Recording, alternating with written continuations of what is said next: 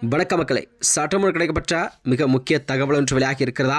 அன்புமணியும் கூட சீண்டலையே காலற்றிவிடும் ஓபிஎஸ்ஆ, தானித்து விடப்படும் தாவைக்கா விஜய் எல்லாம் போச்சே என்று புலம்புகிறாராம். வாங்க வீடியோவை மூலமாக கண்டலாம். அதாவது அன்புமணி ராமதாஸ் தலைமையிலான இந்த பாட்டாளி மக்கள் கட்சி என்பது தமிழகத்தில் அதிமுக தலைமையிலான கூட்டணியில் மீண்டும் இணைந்துள்ளதான் அரசியலிலே ஒரு புதிய பரபரப்பெல்லாம் கிளப்பியிருக்கிறது.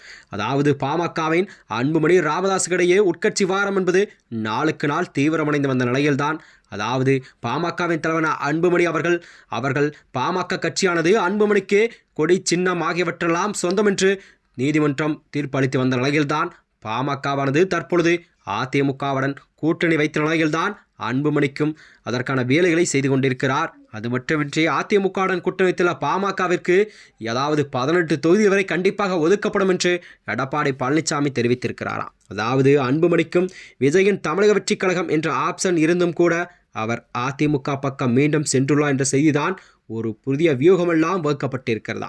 கடந்த 2021 சட்டமன்ற தேர்தலில் அதிமுகவுடன் 2024 மக்களவைத் தேர்தலில் பாஜகவுடன் கூட்டணி கண்ட பாமகவானது கடந்த 2025 ஏப்ரலில் அதிமுக பாஜக உறவுகள் புதுப்பிக்கப்பட்ட பின் கணிசமான ஆதரவுடன் இக்கூட்டணியானது சேர்ந்த முதல் கட்சி இதுவாகும் என்ற பரபரப்பை கிளப்பியிருக்கிறதா.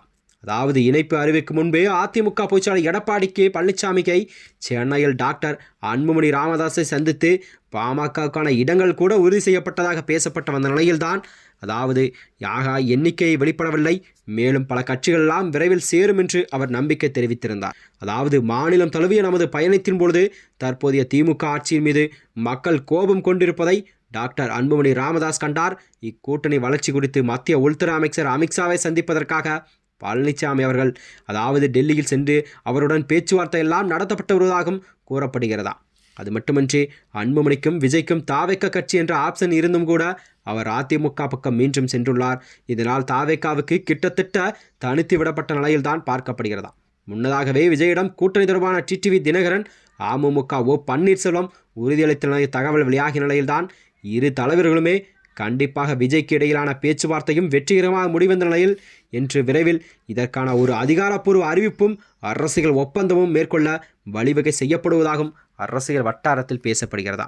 அதாவது தமிழக வெற்றி கழகத்துடன் கண்டிப்பாக ஓபிஎஸ் மற்றும் டிடிவி தினகரனை கண்டிப்பாக இணைக்கும் வேலைகள் அக்கட்சியின் ஒருங்கிணைப்பான செங்கோட்டையன் அவர்கள் செய்து கொண்டிருப்பதாகவும் அரசியல் வட்டாரத்தில் பேசப்படுகிறது.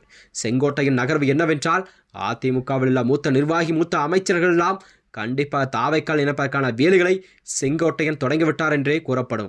இந்த நிலையில்தான் 2026 சட்டமன்ற தேர்தலில் கண்டிப்பாக புதிதாக ஆரம்பித்துள்ள விஜயின் தமிழக வெற்றி கழகம் என்பது கண்டிப்பாக தமிழகத்தில் அரசியல் மாற்றத்தை கண்டிப்பாக ஏற்படுத்தும் வகையில்தான் அதற்கான வேலைகளை விஜய் தொடங்கிவிட்டார். கண்டிப்பாக 2026 சட்டமன்ற தேர்தலின் தமிழக வெற்றி கழகம் என்ன செய்ய போகிறது என்பதால் மக்களிடம் ஒரு கேள்விக்குறியாக இருந்து வருகிறது. மேலும் இது போன்ற வீடியோக்களை தெரிந்து கொள்ள நமது சேனலை மறக்காமல் சப்ஸ்கிரைப் செய்து கொள்ளும். நன்றி, வணக்கம்.